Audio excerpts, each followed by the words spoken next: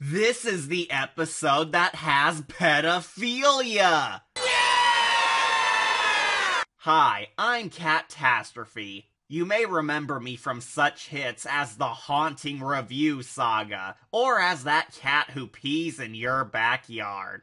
Either way, we're back with Goosebumps time! But this round, we're taking a gander at a very infamous episode that random subscribers have been requesting us to talk about for a long while. You know it, An Old Story. An Old Story was actually based on a short segment from R.L. Stine's book, Tales to Give You Goosebumps, and was one of the few short stories that was turned into a feature-length episode for the TV show when the series needed more plots to entertain kids with. Unfortunately, this was one of those episodes that remains very, polarizing among the fan base. Let's just say that nobody has ever regarded it as highly as the classic tales.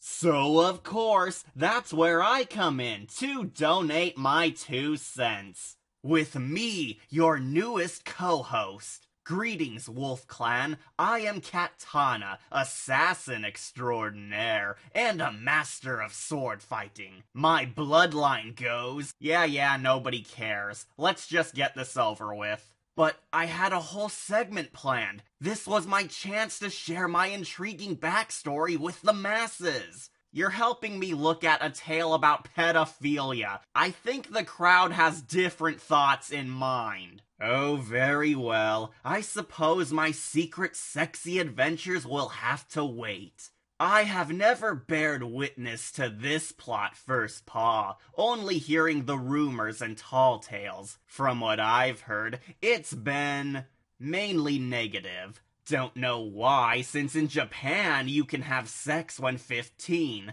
but you American Yanks are not a stable bunch. Hey, this was made in Canada, good sir! Other than that, we only know this story was adapted by some of the biggest names of the Haunting Hour writing team. And yet, they still couldn't salvage this shipwreck. They just didn't have the heart of the cards. But enough build-up. Is this story as bad as everyone says, or is there an age wisdom within its frames? Is this episode truly the worst of Goosebumps? Well, time we become old dogs and dig in. This is our checkout on the infamous Goosebumps title, An Old Story. Become old dogs? It's a metaphor!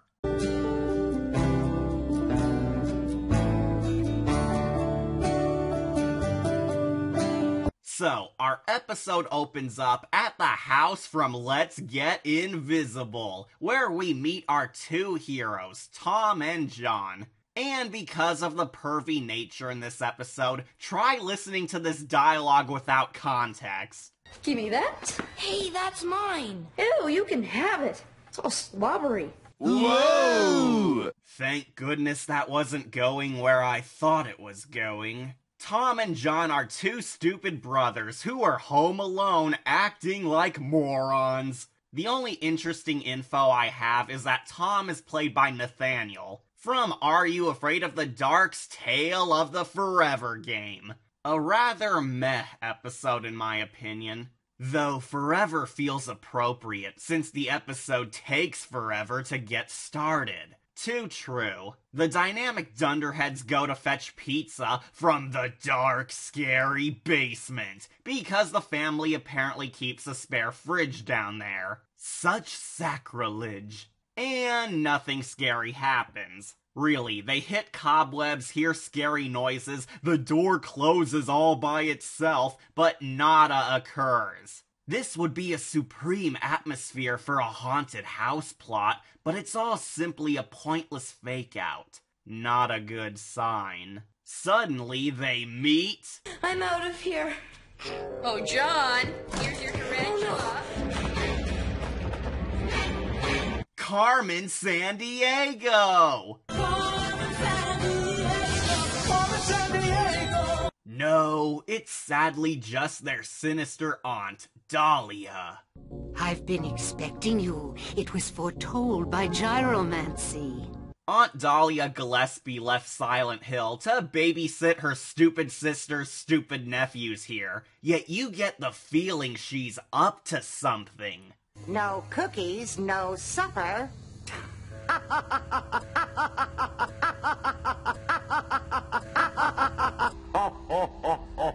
You don't say. We cut to the kids playing the Welcome to Camp Nightmare video game, a clever Easter egg. And while... What the heck are they wearing? Are those VR goggles for the game, or are the brats getting recruited by the Cylons? Welcome to Battlestar Galactica Forum. The 90s really were a spectacular time to be a kid. It's a joy to look back at all the crazy imagination. The twerps banter on how weird Aunt Dahlia Gillespie is before she suddenly interrupts with cookies. They're prunes. Prunes? Prunes? Yep, true to the word of Stine, Aunt Dahlia Gillespie feeds the brats prune cookies, which, like total morons, they of course devour, even though the snacks are clearly moving. It is nice to see how the boys still respect their elders. One of the few moments where the kids do display some character. It's still pretty dumb. I think it would have been more believable if the aunt drugged their normal food instead of the idiots foolishly taking them without question. But, oh boy, I sure hope nothing bad happens. Doodly doobity doop doop doop. Later that night, we get, honestly, a rather pointless scene where the kids overhear somebody, who is obviously their aunt, laughing evilly, and it worries them. They're so startled that they confront her over it, where she says, no, she wasn't laughing, they were just dreaming. Then they forget about it and go back to sleep. Well, that was pointless. Yeah, this scene serves no purpose, and if you deleted it, there would be zero effects on the overall plot. It's not scary, it's not important, it grants nada to the heroes, it doesn't explore the villain, it's just a waste of time. Why are we filming this? It's not mysterious. Did the Wicked Witch Aunt cackle evilly that night, or is it a clever trick? Who cares? Maybe it was an excuse to give us that Jim Morrison cameo. You're right, the story would have fell apart without Jimbo there. Still, this night scene sucks because it is meaningless and should have been removed to focus on more major plot details. But the show doesn't do that because why make a story great? The next morning, the boys wake up only to discover that they're old. I just cowabunga in my pants! Farfaroony! You see, Aunt Dahlia Gillespie actually fed them magic cookies, which transformed her young nephews into full-grown adults, as a key part of her evil plan. Ah, so that's why she cackled evilly last night. The kids cry to Aunt Dahlia, but she tells them not to fret because they will be perfectly A-okay. Right. So, there's a pretty interesting setup in this, where their evil aunt is gaslighting the kids into doing as she says, and it does actually feel terrifying. Since a lot of defenseless children would be scarred for life over how an adult who's supposed to take care of them would be so disturbing. A good take on a primal fear about how your own family could be a devious bastard. That would be very unsettling to both kids and even adults. I almost like that. Indeed, in spite of being the classic evil babysitter type of horror, the fact that a relative would be so cruel and sinister towards their own younglings is enough to chill the child audience to the core, and has that Goosebumps vibe to it. She's such a naughty babysitter that she makes Cotton Hill look like a saint. You're not supposed to drive anymore. We'll see who can't drive their grandson at night without glasses or a license using a mop to press the pedals.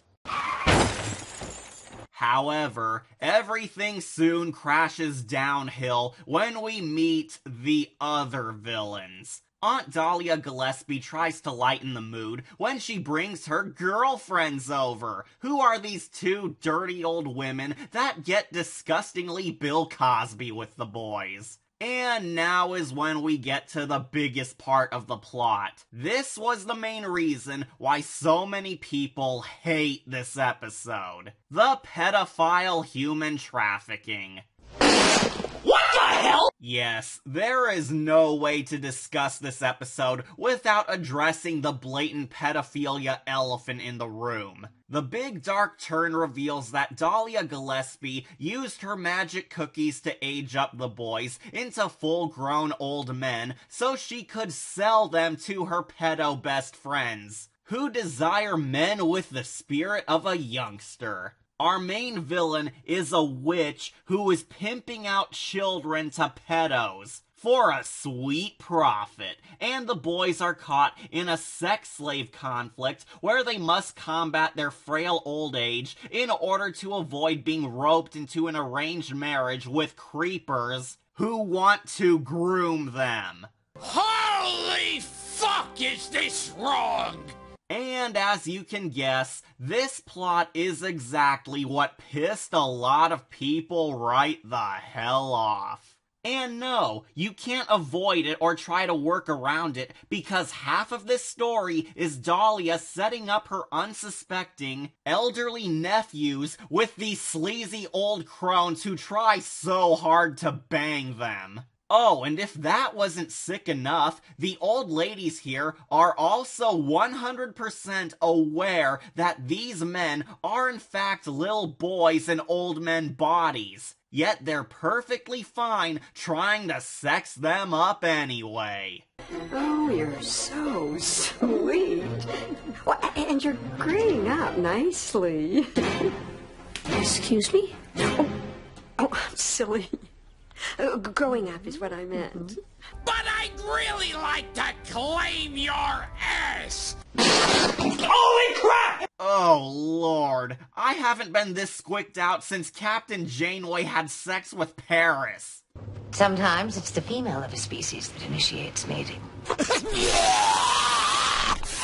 Is there anything I can really say about how nauseating this is? The setting is creepy, but not for the reasons I think Goosebumps wanted us to find creepy. The show kind of focuses more so on how the boys fear getting older and are too frail and weak to even fight back. It concentrates more on the dread of getting too old, which is scary, but the human trafficking is clearly the darker part of the story. Yet for some reason the show chickens out on emphasizing the pedophile undertones in order to try and make this more comedic. Since, you know, playing pedophiles up for comedy on a kid's show will definitely lighten the mood. While it's certainly twisted, I think it can serve as a compliment for the show rather than a knife in its side. I mean, how many of us can say that Goosebumps, a show which was looked down upon as silly kiddie horror,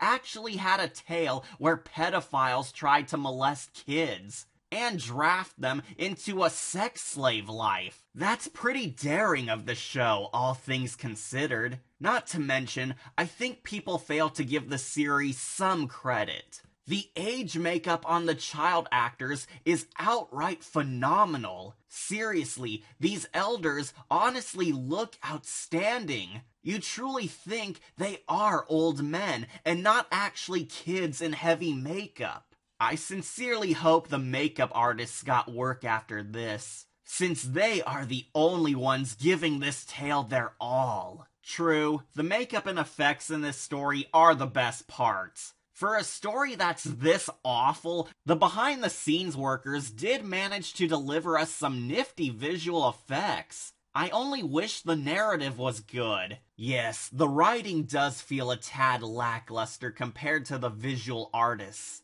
I can only assume that this is due to the plot being a short story, and therefore not having enough to work with. But The House of No Return and Click were also short stories, yet they managed to be the best episodes of the entire show. So these writers had no excuse to make a plot this dragged out.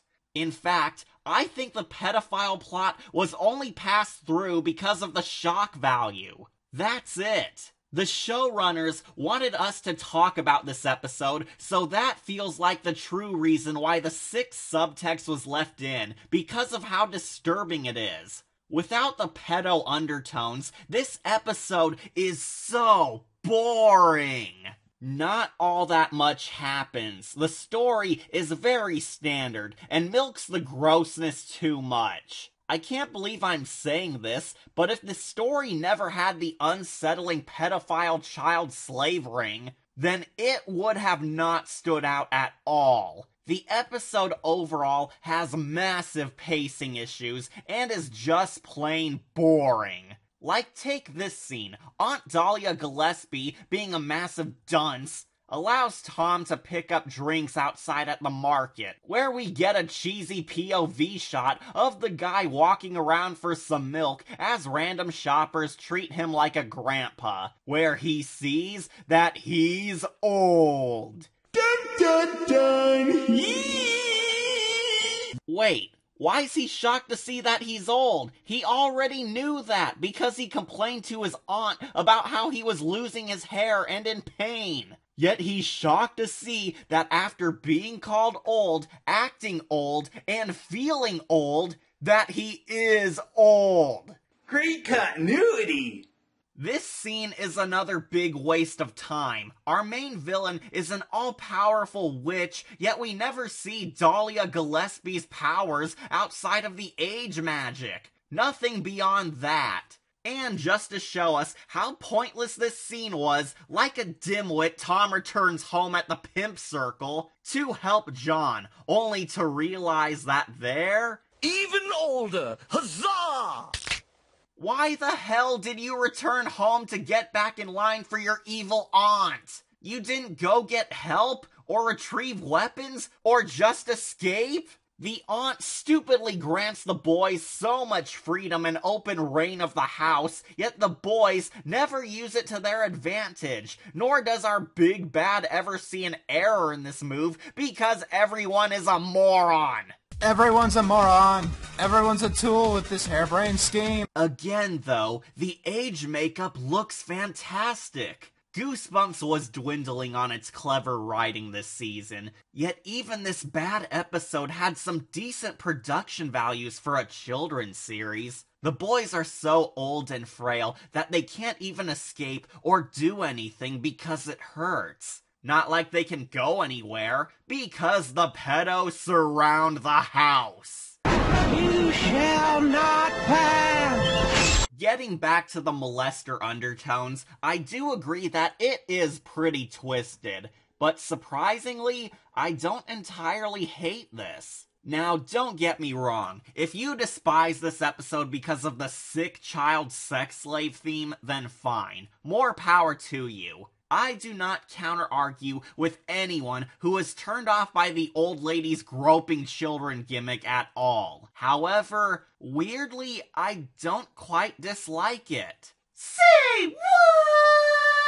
Yeah, I don't hate it as much as I thought I would. The pedophile tale is sick, but the show kind of acknowledges that it's sick, since we're meant to root for the boys to overcome the witch and her child molesters. And the thought of them being forced into a bad marriage is taken in seriously as a bad thing. I blew up on episodes like The Haunting Hour's Best Friend Forever and The Twilight Zone's Fugitive precisely because their pedophile stories were meant to be charming, and we were supposed to find it cute that old people were trying to score with these underage children. Holy fuck, is this wrong?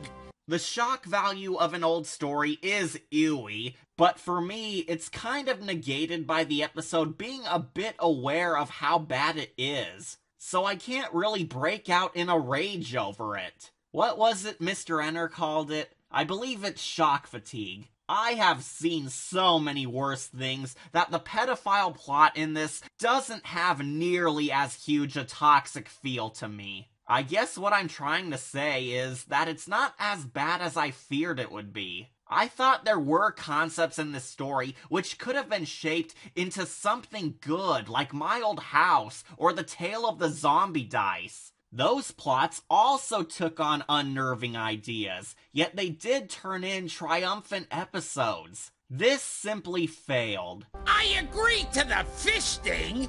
The child molesters are horrible, but the show makes it clear that we are meant to hate them. Besides, there are so many worse things in this that miffed me. For starters, it's not scary. I never liked this episode as a kitten because it was so boring and lame. Nothing interesting aside from the sex slave stuff ever happens. You never quite feel the weight of how old Tom and John are, so the dread of aging is not strong like the episode wants us to believe. Dahlia Gillespie also sucks as a villain. This might honestly be the worst Goosebumps antagonist I have ever seen. And I'm saying this about a show which had a killer sponge in it. Dahlia is not impressive, not scary, not cool, not threatening, and not smart. And for the fans of the book, I should talk about the biggest change. As the boys try to form a plan, it's revealed that Aunt Dahlia was not really their aunt. She was a witch who used memory spells to seamlessly insert herself into families so she could abduct their kids, age them up, and sell them off as sex slaves for pedos around the globe. It was terrifying to think about, since the book hints that she has done this to many, many families before. Numerous children vanished. However, on the show, this backstory was completely removed. Instead, the TV version goes in a slightly more disturbing direction with this lady. As far as we, the audience, know, this lady is their flesh and blood aunt seriously turning evil and selling her own family out to child molesters without any hesitation. That is such a ballsy decision that it makes her almost more vile in the show than on the book. There's something a tad scarier about how your own family would sell you out, like a cheap hooker, in spite of your closeness. True, it diminishes her as a powerful supernatural monster, yet it might traumatize kids more, knowing that one day an abusive family member could do you in like that. Now, that is fair. It is much darker when you look at it like that. But alas, the show refuses to delve any further. The episode randomly decides to turn this tale into a wacky comedy episode. No! So, in spite of the child sex slaves, this episode chooses to waste more time on some unfunny comedy which just does not fit. Because I have to go to the bathroom. Again? Didn't you just go? Go? I haven't stopped.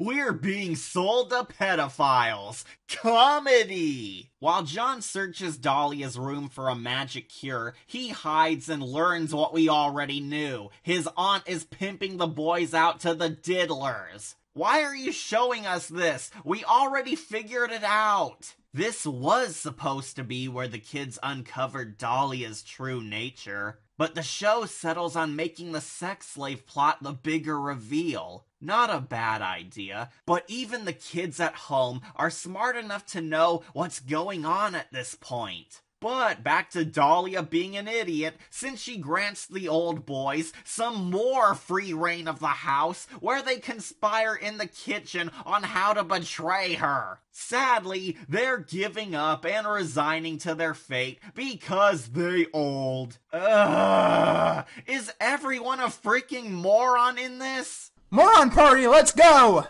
Then, I think somebody mixed up pages on the characters because now John is the smart one trying to form a plan, while Tom becomes the dummy who cries a lot. This was not how they were established earlier. Tommy was the mischievous trickster at the start, while Johnny was the slow-witted coward. Great continuity! Perhaps it was another excellent attempt to provide well-rounded character for our heroes. While the dopes explore for easier food to eat, John accidentally discovers that baby food is the antidote to cure them.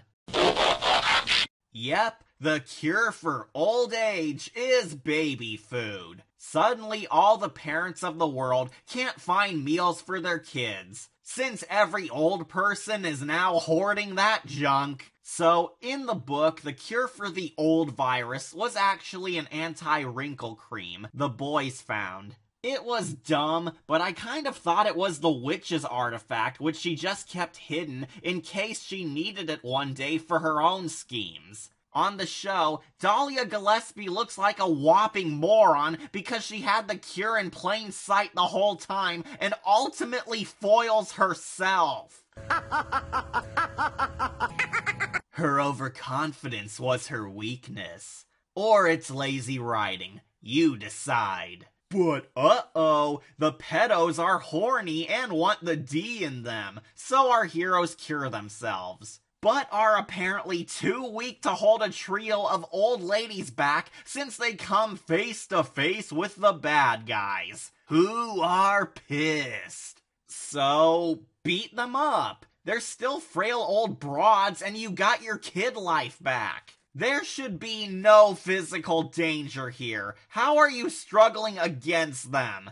I don't want to encourage elder abuse or question the strength of old folks, but these ladies are not scary, nor do they look like they could take on more energetic kids in fisticuffs. Seriously, old women are not that threatening, and the show fails at making them powerful. Kick them in the shin and they'd shatter like glass.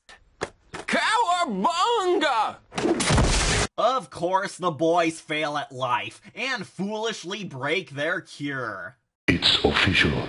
You suck. Dahlia Gillespie plans to hex them again, but Tom rummages through the fridge while the witch stands there like a pole and does nothing to stop him. This villain sucks. Boy, you guys are not sucking me into the story at all. But Tom grabs the prune juice and actually kills his weak aunt with it. Not prune juice. I'm melting! Melting! Oh, what a world! What a world! Impressive. You know, in spite of this episode's flaws, this death scene and the skeleton effects are super grisly. I dare say Dahlia's death is a silver lining in this mess. Bravo. Yeah, it is pretty cool. However, after this dark death scene, the pedo ladies hilariously flee off into the night and the boys never have them arrested. Yep, that's it. Pedo ladies retreat defeated and totally get away with harassment. Clearly, they've learned from the master. You don't want to hurt yourself dancing. Make sure you stretch out those creamy hamstrings. Wow, that's just unsatisfying. So Tom calls their mom, telling her that funny story about how they murdered their aunt in honestly the most chill way possible. How are you guys? Oh, we're fine. Really. How's your Aunt Dahlia? Aunt Dahlia's, showing us a good old time. She's dead! Well, she was a bitch, so she deserved it. But when it looks like everything is coming up Millhouse, Tom suddenly notices that his brother is being a little too quiet. Where we get to our twist ending.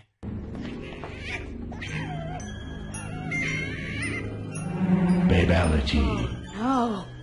Wait, what? John found another bottle of baby food and for some stupid reason ate it? Why? Moron party, let's go! Now, in the original, the boys got out okay, but when they go back to school, one of their crushes, a girl named Becca, is seen eating prunes too, hinting that the nightmare is going to continue all over again. Here we go again. It was a pretty lame conclusion since it was rather cheesy, and the TV version seems to agree because Becca was omitted entirely in favor of focusing on the plot-relevant roles. Though I'm sad to report that the TV ending is not a huge improvement. Tom scavenges one last magic prune cookie from the trash, since, you know, teaching kids it's okay to feed babies garbage is a good lesson, and he desperately tries feeding it to his dumb baby bro, leaving it ambiguous about his final fate. Of course, this would be a good vague ending if we didn't see the baby eat the magic cookie on screen, making it obvious he was going to get better. And that was the end of the most hated Goosebumps episode, An Old Story. And to be honest, it should be rebranded A Dull Story because it was boring. How do you make a tale that involves drugging people, age magic, old lady fights, and child prostitution this uninteresting? I knew it was going to be a hard one to sit through, but I thought it would at least be laughably bad. Instead, the entire episode is one long snore fest. Yes, I know and agree, the pedophilia is awful. It is a creepy gimmick to go with, but to play devil's advocate, I honestly thought the show could have done great things with it. It was certainly a horrible yet mature topic to tackle. The show tries to approach it delicately, and they do manage to treat the insidious child sex slavery theme as a grim threat to our heroes. We aren't supposed to see the pedo ladies as charming people. They are baddies through and through. We want the brothers to escape this horrible predicament. It does stand out as a nightmare, as realistic as a Goosebumps story can be. I do kind of wish this episode was in the paws of better writers, because I legit think this story could have been handled greatly. I like how Stine had the balls to take on such a disturbing topic. Tragically, the producers failed to break past the shock value and stuck to what they thought was a safer, sillier family style. But considering how they still failed with audiences, they did not do a good job by the end. When you're past the shocking child molester atmosphere, it's just a chore to get through. It's not scary, it's not that deep, it's not funny, it's not well written, the characters are not remarkable, and worst of all, it's not entertaining. Even as a kitten, I always skipped this episode because I never saw the old ladies as cool, scary monsters. Stine has made a lot of objects scary, but old people who are just plain old are simply not that frightening. Oh, he bit me with my own teeth! Creepy, yes, but not in a cool way.